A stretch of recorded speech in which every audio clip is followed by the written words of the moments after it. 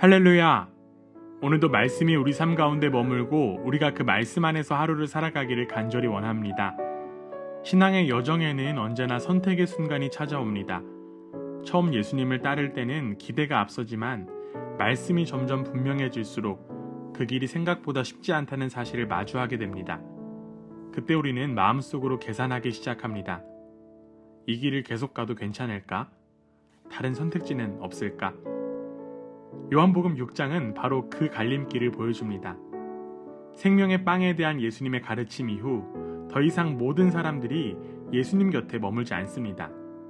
오늘 본문은 제자도의 실패담이 아니라 제자도의 본질이 드러나는 장면입니다.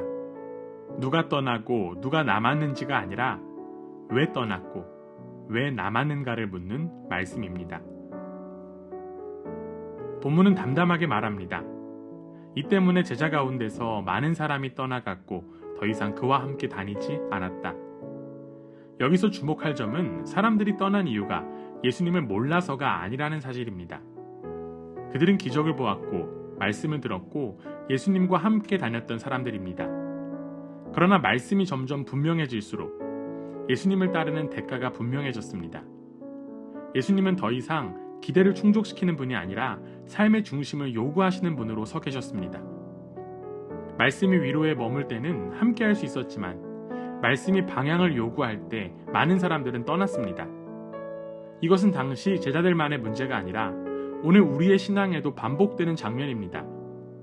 예수님을 떠난 이유는 믿음이 없어서라기보다 자기중심성을 내려놓지 않으려 했기 때문입니다. 생명의 말씀은 언제나 우리를 자유롭게 하지만 동시에 우리가 붙들고 있던 자리를 내려놓게 합니다. 사람들이 떠난 뒤 예수님은 12제자를 향해 돌아서서 물으십니다. 너희도 떠나고자 하느냐? 이 질문은 붙잡기 위한 질문이 아니라 선택을 존중하시는 질문입니다. 예수님은 제자들을 감정으로 붙들지 않으십니다.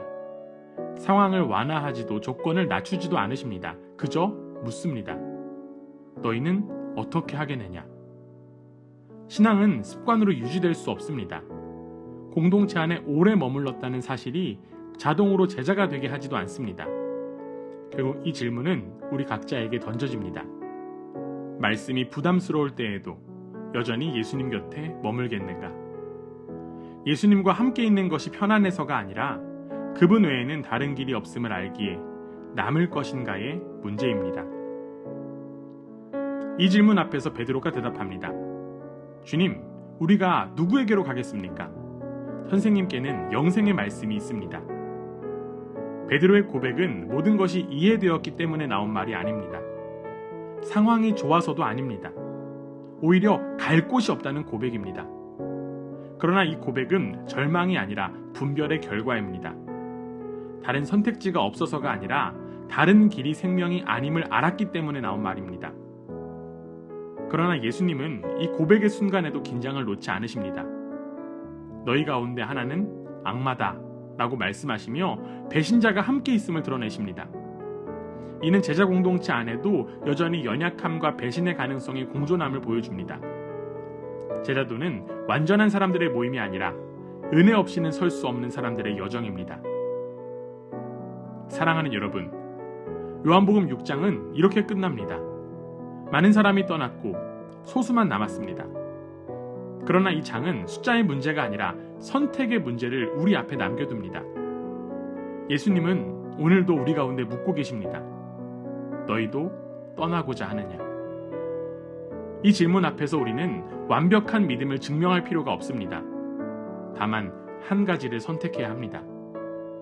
말씀이 걸릴 때에도 이해되지 않을 때에도 여전히 예수님 곁에 머물기로 다른 길이 더 쉬워 보일지라도 영생의 말씀이 그분께 있음을 알고 선택하는 결단입니다. 오늘 하루 우리는 다시 선택의 자리 앞에 서 있습니다.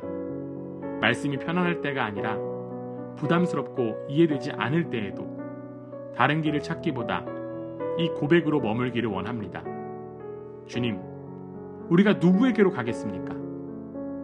이 고백이 감정의 고백이 아니라 삶의 방향이 되게 하시고 떠날 수 있음에도 머물기를 선택하는 제자의 걸음으로 오늘을 살아가게 하시기를 주님의 이름으로 축원합니다.